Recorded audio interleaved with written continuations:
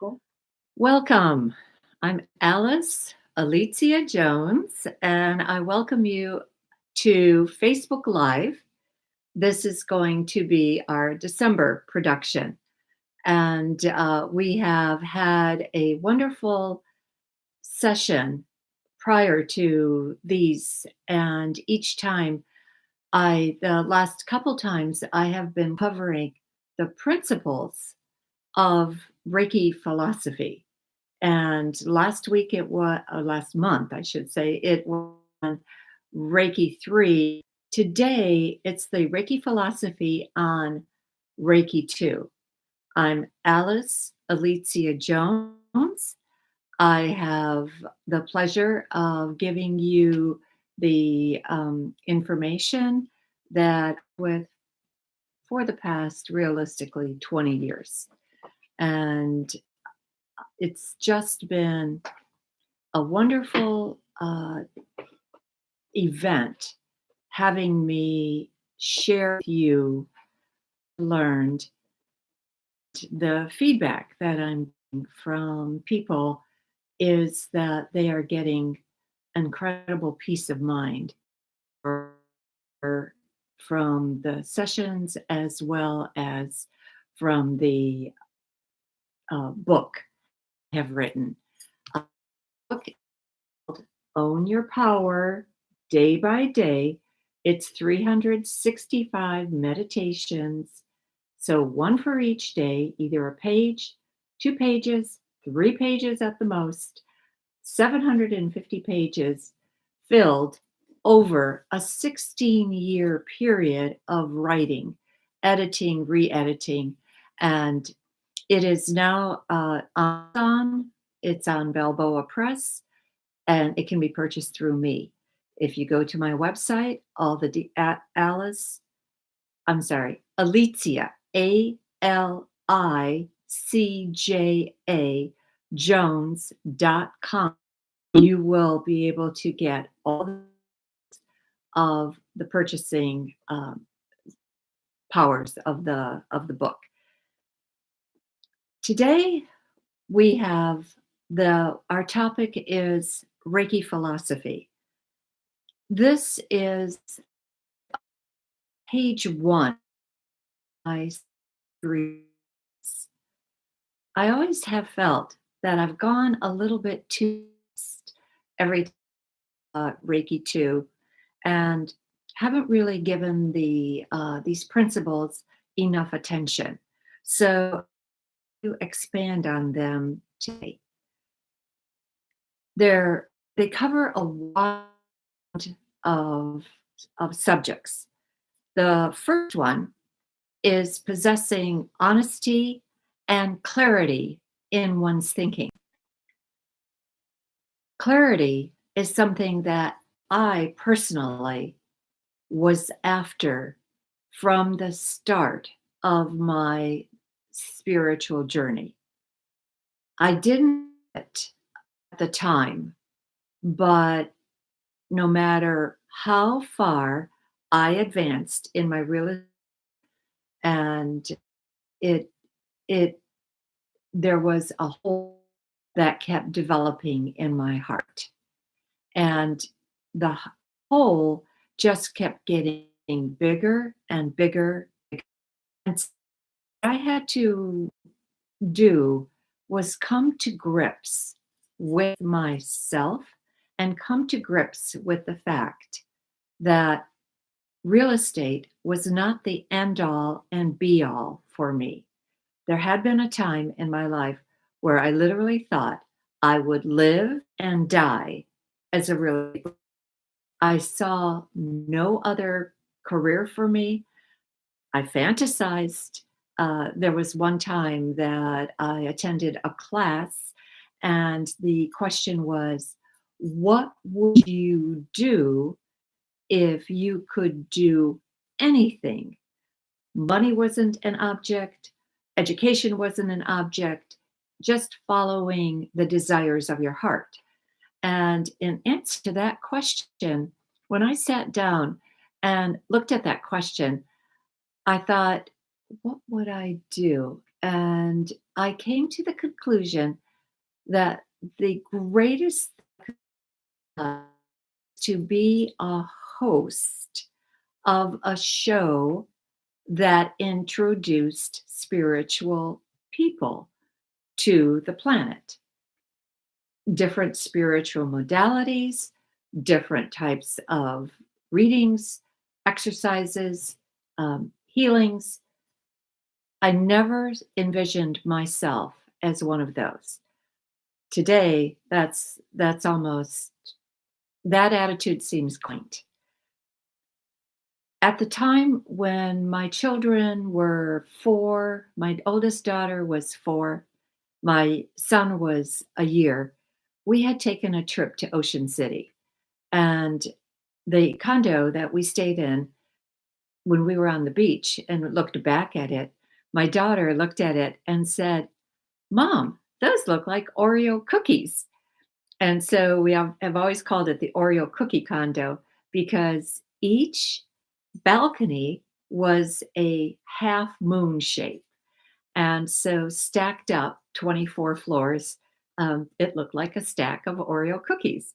So there we were there.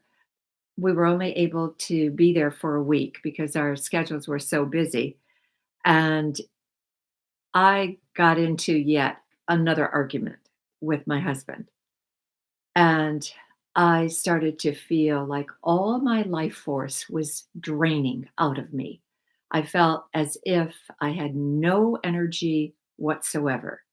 So, what I did was he and I went upstairs, took the children upstairs, and I went back to the beach because we had left our possessions there and sat down and started to contemplate and ask myself, what what is it going to take to make me happy?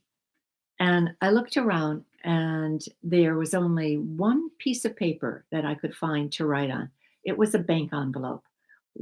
Half the part of it, the one side of it was totally scribbled with notes, but the other side was blank. So I sat down and I wrote out, without thinking, just instantly what came to my mind, 25 characteristics. And the next day, when I looked at the characteristics of what I had written, I recognized that 23 of them were spiritual. The first two characteristics are the ones that kind of have cemented themselves in my mind. Number one was peace of mind. That's what I wanted more than anything. Number two was clarity. And at that time, I didn't have either. I didn't have clarity about the mission in my life. What was I supposed to do? What did I come here to do? What was my role on this planet? The role that my soul had assigned to me. I was just starting to ask those kind of questions.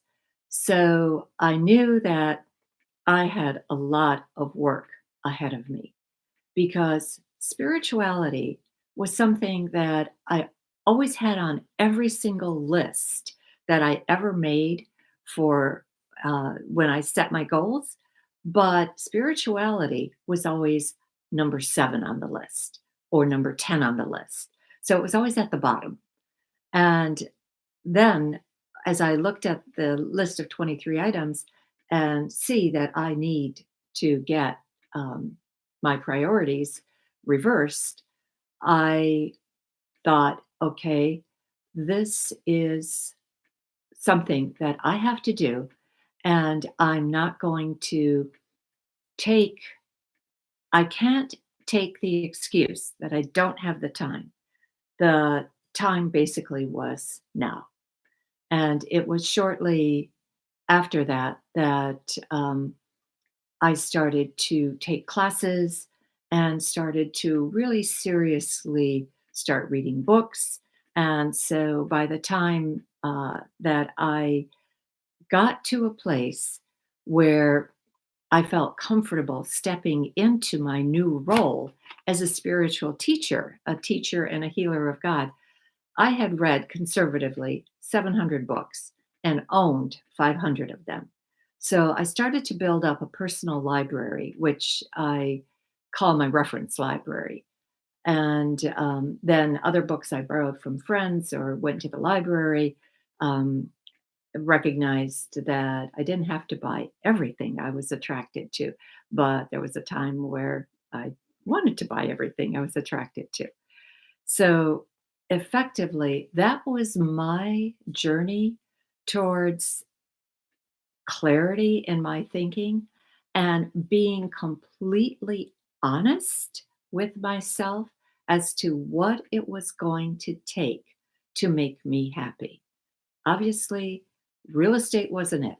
I have many more stories around this one um, principle, but those are going to be other Facebook Live sessions because they will fit into other programs. I'm going to go on to the the next one. It's being willing to recognize prejudice in oneself and replace it with love and truth. I always considered myself completely without prejudice. And then slowly, as I worked on my spiritual path, the realization sank in that while I might not have very large, overt prejudices like racism, like homophobia, I had very small ones. And the small ones were holding me back. One of the small ones was listening to my father.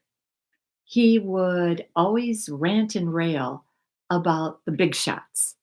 And these were the people who he felt were in power. These were the corporate executives, these were the government officials, these were, he never really mentioned religion, but I felt to at the end of his life that he might have lumped religion in that category. So I had to, every single time I thought that I stepped into a realm of prejudice, I had to acknowledge it in myself and say, what is it about that particular characteristic that frightens me or makes me feel less than or makes me feel as if I don't measure up? So effectively, I had to really do a lot of soul searching. But what helped me in these areas were the exercises that came with a book that I loved at that time, which was called Ask Your Angels.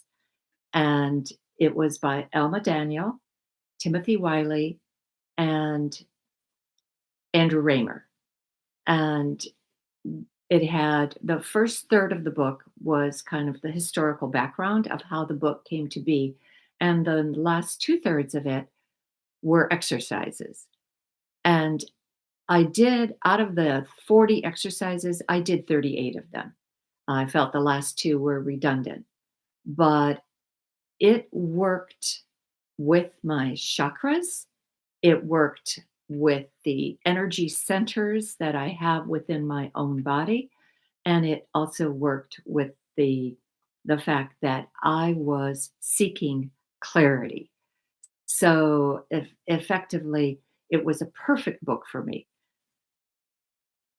And also then at the same time, what was put into my hands was A Course in Miracles.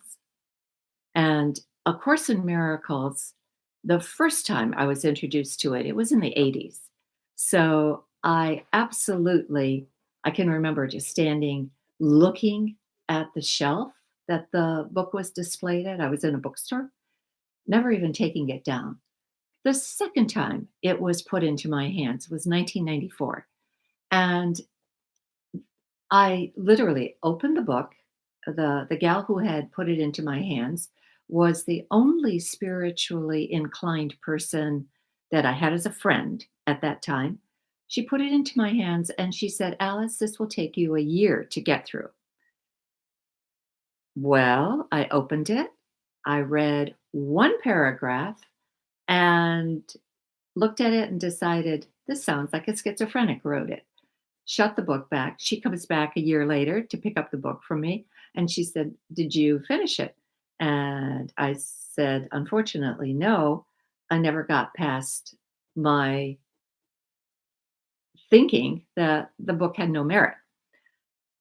1 year later, I'm talking to a colleague of mine who happens to also be a tenant.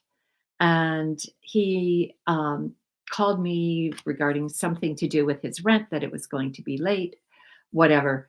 Um, I then I'm listening to him, and he mentions the word coincidence, and I said, "Well, there are no coincidences. Everything, all synchronicities are planned by the angels." And he goes, "You believe that?" And I said, "Yes." And he says, "Well, do you want to come to A Course in Miracles with me? We are meeting tonight." It just so happened, and I was all of a sudden, my all my reluctance to study A Course in Miracles just melted away, and I said, "Absolutely, I will come."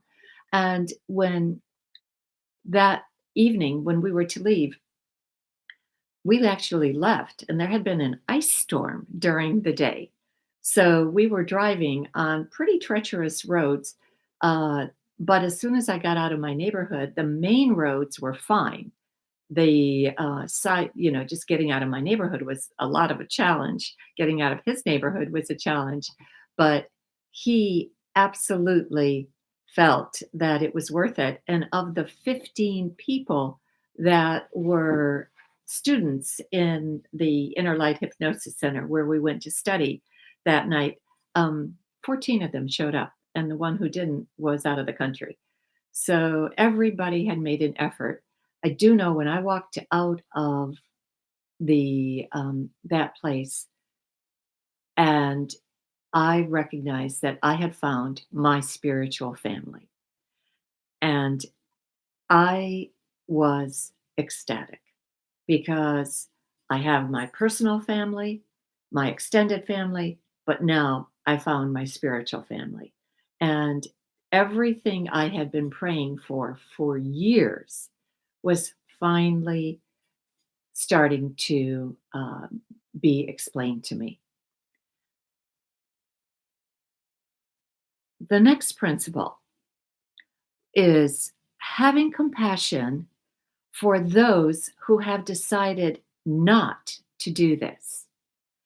I can remember that in the early days, when I sat down with a group of friends who were not involved in spiritual work at all, but yet were religious and went to church on Sunday, had were just lovely people in general.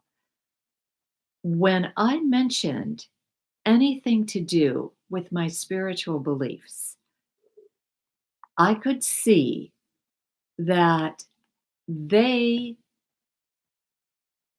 felt frightened, that there actually was fear in their eyes. And I thought, oh, this is so sad. This, to me, this was the greatest thing that had ever happened. And I wanted to share every single thing that I learned, everything new concept, every new idea, every nuance of what I was opening up to and how I was expanding in my beliefs of oneness and acceptance and unity and harmony and balance and love. And to them, it was fearful. So, especially when I mentioned something about there is no sin. Um, they they kind of, especially the Catholic friends, just I think just pulled into themselves and felt totally, totally, totally threatened. So I recognized with that experience that I could say what I needed to say if there was an opening for it.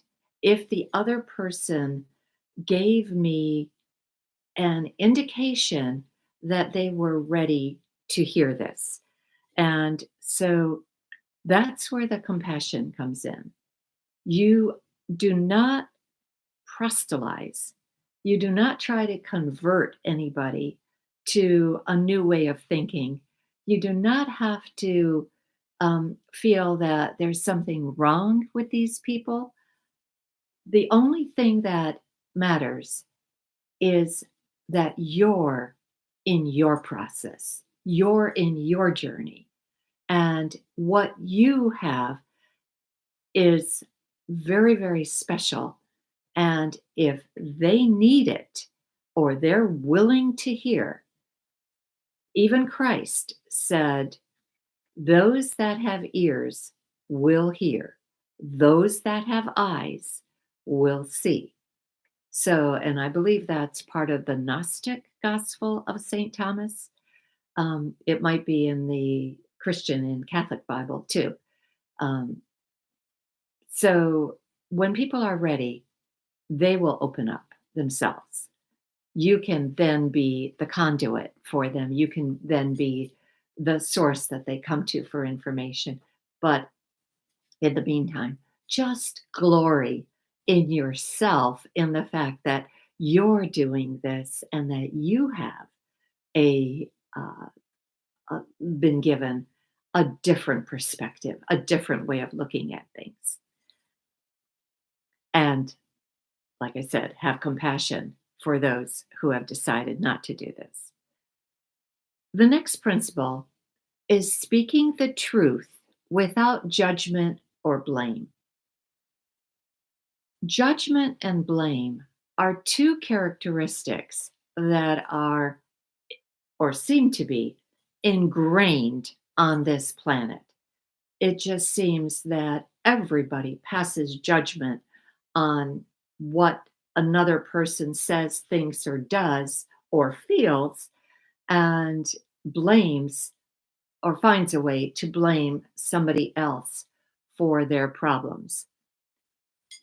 Incredibly enough, that's one of the issues, that's one of the main issues that Own Your Power addresses. The first 2 months, January and February, the main theme of in Own Your Power is the outer reflects the inner. And all 61 of, well, 60 odd of the meditations deal with the fact that there's nothing else out there. It's all generated by you, by your thoughts, by what you feel, by what you think. And so that's really a difficult concept to master, but effectively being able to speak your truth without judgment or blame just simply means that you can stand in your own power. You do not look for validation from others. You do not ask that they share in your opinion. You just say, this is the way it is for me. This is the way I think about it. This is the way I feel about it. If you get consensus opinion, which the politicians obviously constantly try to do, great. But when it comes to spiritual truths, truth is truth. And truth with a capital T is going to be the same for everyone. Whereas each individual person's truth is going to rely on their own perceptions. And perceptions come from the ego. And according to A Course in Miracles, the ego is insane. So it just gives you a different way of dealing with another person's perceptions, because that's basically what most people, how they live their life, is through their perceptions. So you can truly learn to speak your truth without judgment and blame. Takes a little while, a little bit harder, but nevertheless can be done. Along with that is the next principle: respecting the rights of others to form their own values and beliefs. Every single country is where they are by consensus agreement. There are countries where there is nothing but despair. There is a sense of hopelessness. There is a sense of futility. And until the people even become angry with their situation, because anger is a more healing emotion than despair. Anger is higher on the scale of consciousness than despair. Anger is higher than fear. So effectively, people as a culture have to also heal themselves. And we cannot, as a culture, rush in and feel that we've got the solution for everybody, for every other culture out there. We have a solution. We don't have the solution. And respecting the rights of others to form their own values and beliefs. In some cultures, if you do not first, when they say hello to you, if you do not first inquire about their health, the health of their family, you are rude.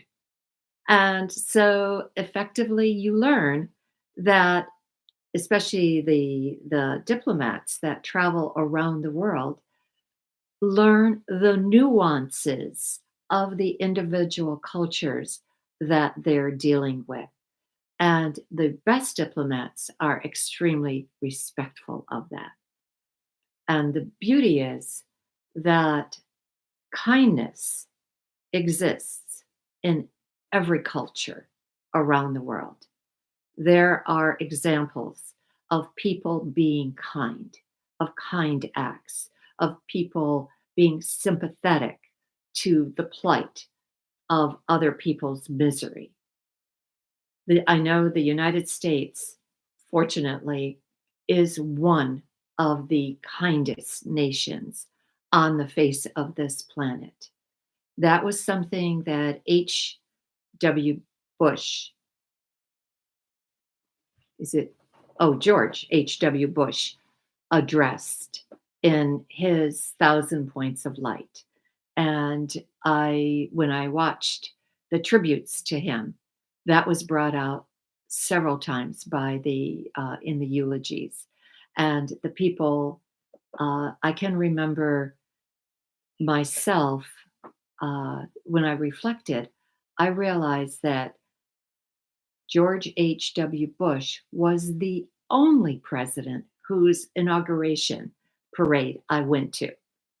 I had seen, so I saw him go by in a limo, and as he went by, it was a split second, and I saw him wave.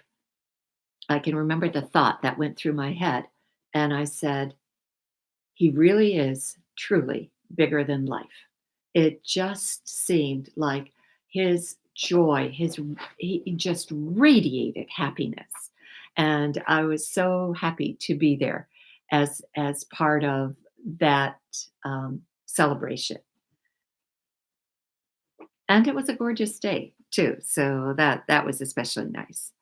Um, the next, I'm going to finish the Facebook Live and I'm going to start it again because there okay, is a technical problem, okay? okay, So we will be back with okay, Facebook, okay? on Facebook. Yeah.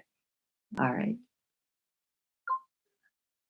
There's something went wrong with the feed, with the Yeah. live feed. Yeah. Okay. Um, the next situation is the next principle is being open to results rather than being attached to them. For a person studying Reiki, this is critical. You only study Reiki because you're interested in being a healer. And every single person is invested in having or wanting those people to be healed.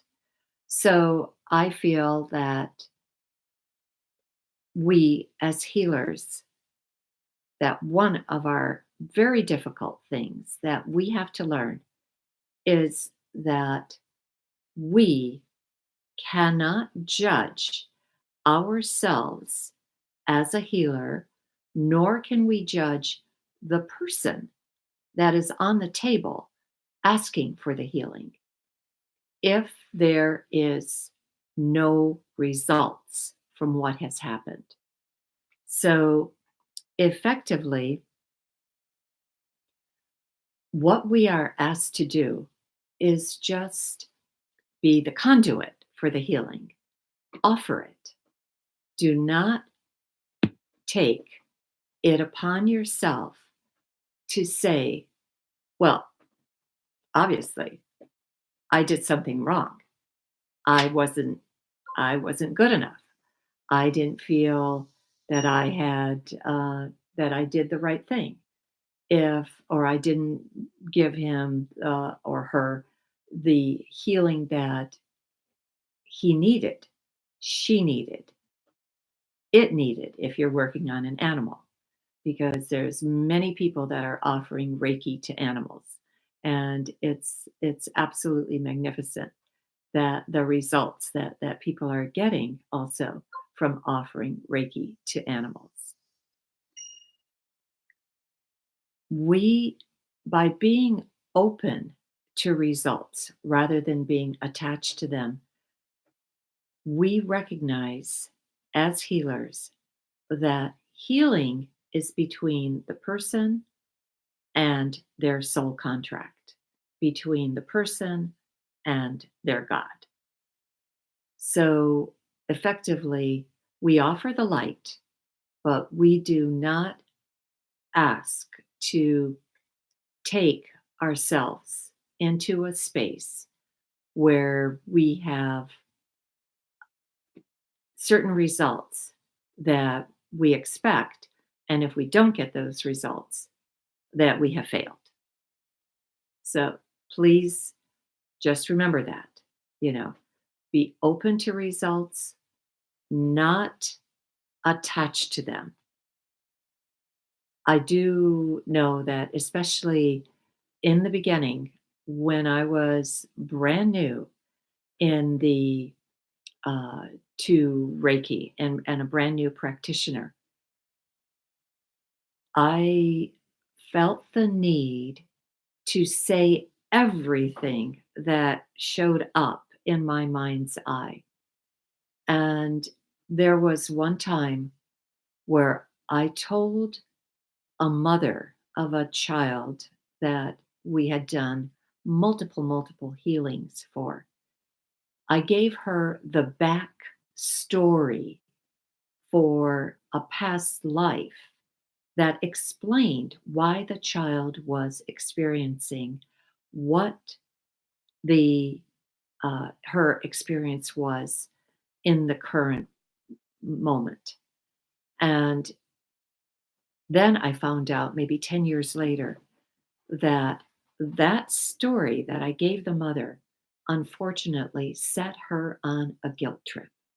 And I had absolutely no intent to do that. Neither, I mean, I felt so awful and so sad that that's what the mother took upon herself because she was complicit in doing something to further her child's ambitions and goals in a previous lifetime that then caused that child multiple problems in this lifetime. Effectively, I now would temper that and find a way of saying it differently so as not to send anybody on a guilt trip. To me, being open to results rather than attached to them is one of the hardest principles for us as healers to learn. Like I said, we offer the healing. We're a conduit for it. We're a channel for it. Just like the spigot and the pipe is a channel and a means for the water to come through. It is not the water. So the water is the desired result, but the water will show up by it, yeah, as it needs to show up. The next point on the Reiki philosophy is taking personal responsibility for one situation in life. It does have this is a interesting characteristic because contrary to what it feels like or what it might sound like on the surface, taking personal responsibility means that you can get out of victimhood. And one of the things that I explain to my students and to a lot of the people that come to me for readings or healings, especially when they come in with very sad situations and very sorrowful stories, very hurtful and hateful stories. I tell them that effectively, when you are a soul between lives, you work with your karmic board. You when you come back into spirit from this lifetime. But when you are getting ready to consider going back to earth or back to whatever plane you want to go back to, and you want to plan your next lifetime, you work with your council of 12, your higher self, that part of you that stays attached to God and attached to your personality self. This is this body in form on planet Earth, sits down, these 12 beings sit down together and plan the circumstances of the current lifetime. And after the planning session, you, your higher self, is given a movie screen of what the major junctions of this lifetime are going to look like. And that movie screen, after watching that, witnessing it, you then have the right to say, yes, I agree to be born. No, let's find another lifetime. I don't accept this. So effectively, you have had a say in the circumstances of this lifetime. And if you've had an especially painful lifetime, you also know that if you agree to it, then some part of you obviously wanted this to happen for the development of your soul. Contrary to what others might think of the circumstances of what has happened to you. If you can just understand that one point in this list, you can save yourself hours, years, a lifetime of grief, because you can give up the thought that this was just done to me. You had something to say about it. You on some level, you agreed to it. So effectively, that is taking personal responsibility for one's situation in a lifetime. The next one is using positive and negative experiences to heal and to grow. Positive experiences are lovely. They make you feel good, they make you happy, they're joyous. But do you learn much from them? Usually not. You're comfortable. Do you really have to make any changes when you're comfortable or when you're happy, when everything is going well for you? It's the negative experiences in your life that actually cause you to confront every single thing that's wrong in uh, your current path and cause you to find a way to change things, to make things different, to make things better, to have things um, change for the to get different results. You can't continue doing the same thing and expect different results. According to Einstein, that kind of thinking is insanity. Thinking the same thing, doing the same thing, but expecting a different result. Also, one of the things that I've discovered in healing is I can offer healing. A person can leave here feeling much, much better, feeling absolutely enthralled with the information that I gave them, and then come back at a later point in their life and feel that they are equally as bad off as they were before. But what has happened typically is they have not changed their thinking. Whereas those who come in, accept a new way of thinking, find a way to then incorporate a new belief, a new paradigm, a new way to frame a situation and be and let go of the pain that has caused them to stay stuck and mired.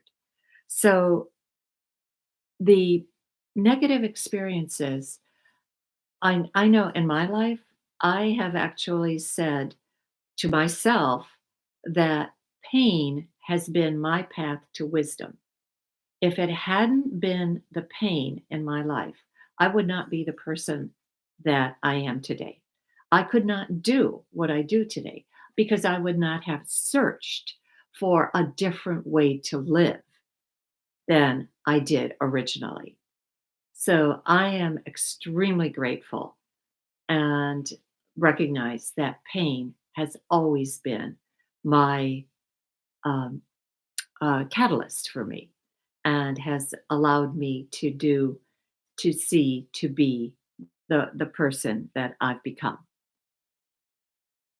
The next point on philosophy is you trusting completely in the higher power, regardless of the name one chooses to call it.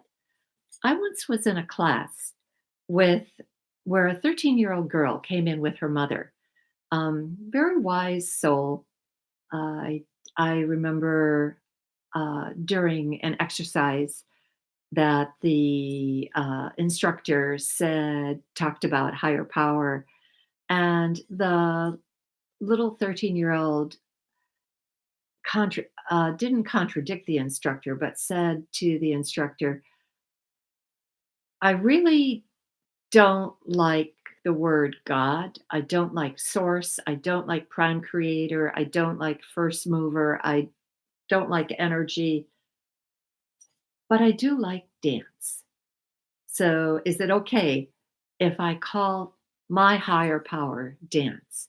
And that year she had been Clara in the Nutcracker. And so she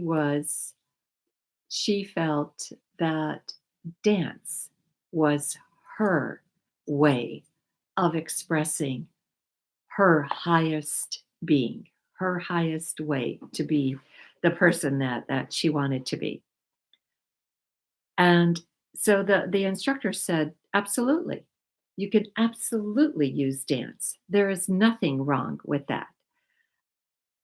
But trusting in the higher power, I know when you have a 12-step program, and I'm not exactly sure how many programs there are on addiction, but I do know of Gamblers Anonymous, Eaters Anonymous, Alcoholics Anonymous, Al Anon.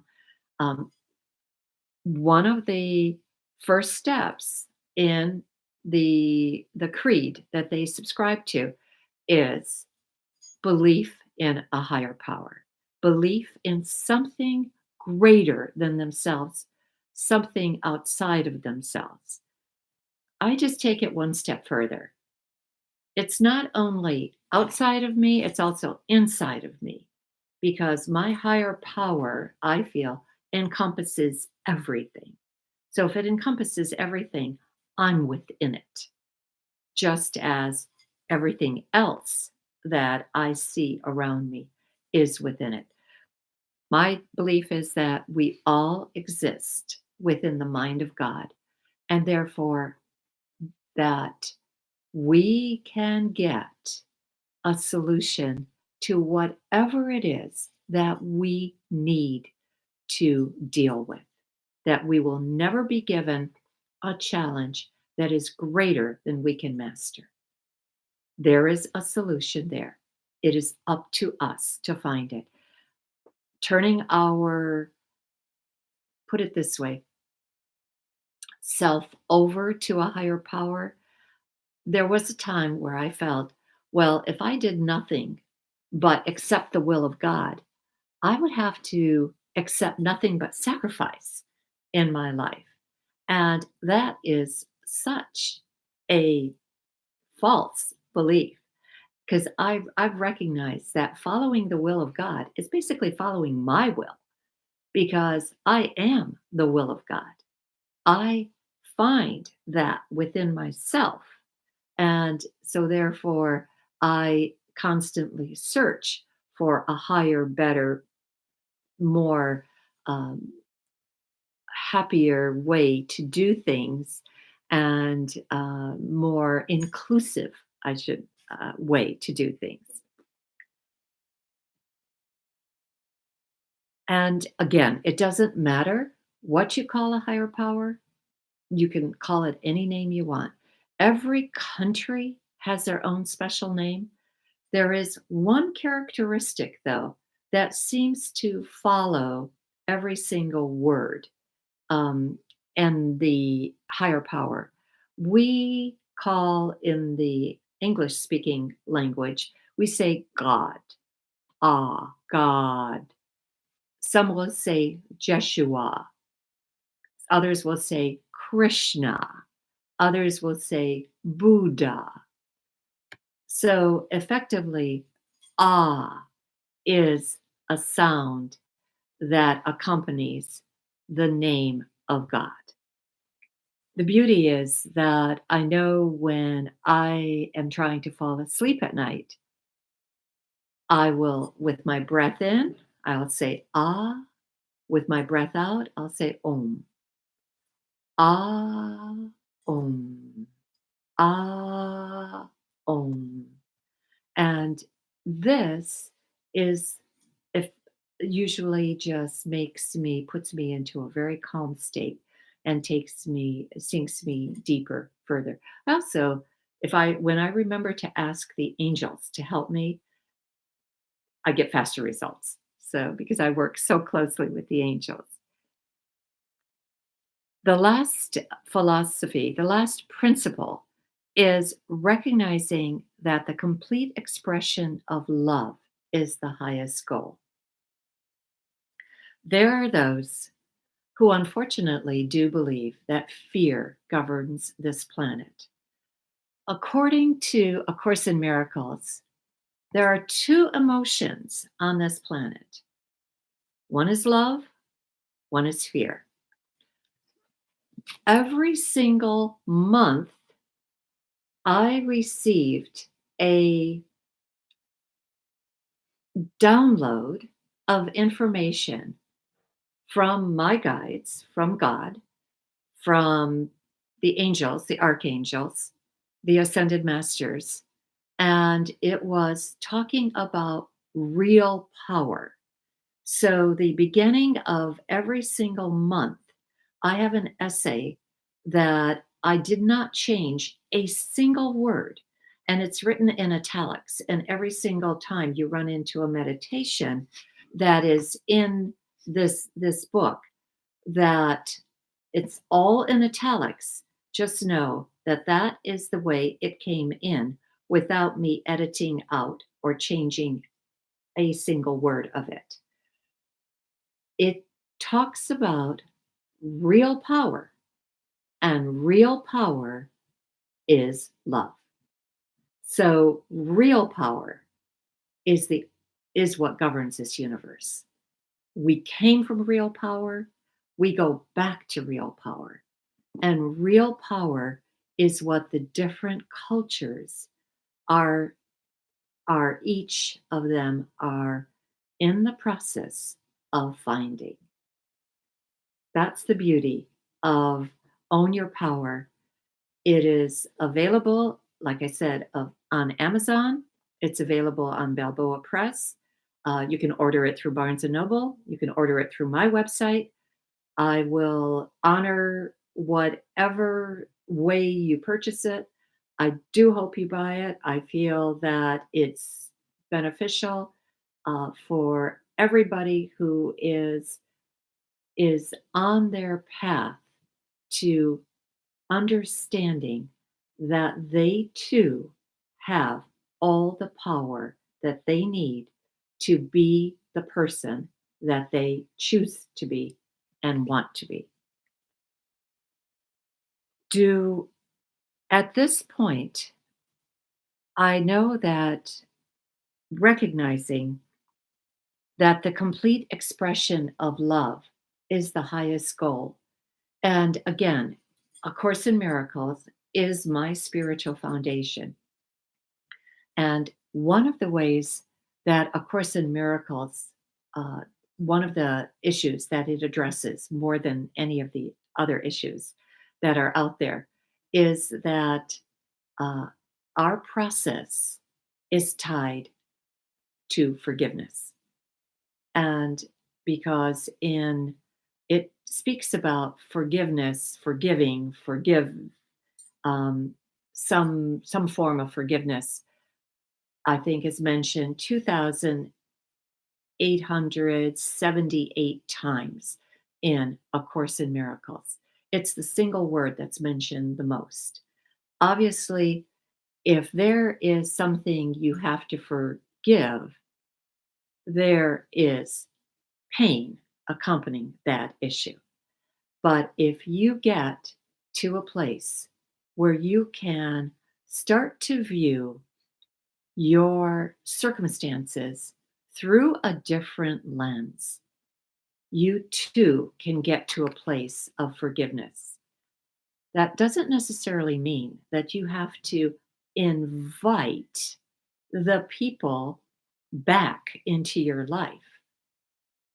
Sometimes the greatest thing for yourself is to forgive yourself first and to say, I now know that I can choose to stay away from those that have hurt me in the past, but I no longer hold it against them. I no longer feel a, tightening in my chest. I no longer feel the my heart squeezing with every single time I think about them. I can let it go. So those are the words that I just like to leave you with. Um, this is a beautiful month. It's the Festival of Lights. That's the Hanukkah tradition. It's the Christmas season for the Christian tradition. It's Kwanzaa for the African tradition. And however else you celebrate the month of December, please know that you uh, hopefully choose a way that makes you feel empowered and makes you feel that you are moving into a new paradigm, into a new world, a world that you're creating because you have that capability. I thank you. I appreciate you being here, and I am so pleased to do this. I have my lovely Karina Duran with me, Hello. who without Okay. her help, I would never be here. And I am extremely appreciative of her. Thank you, Alice. Thank you. All right, and goodbye.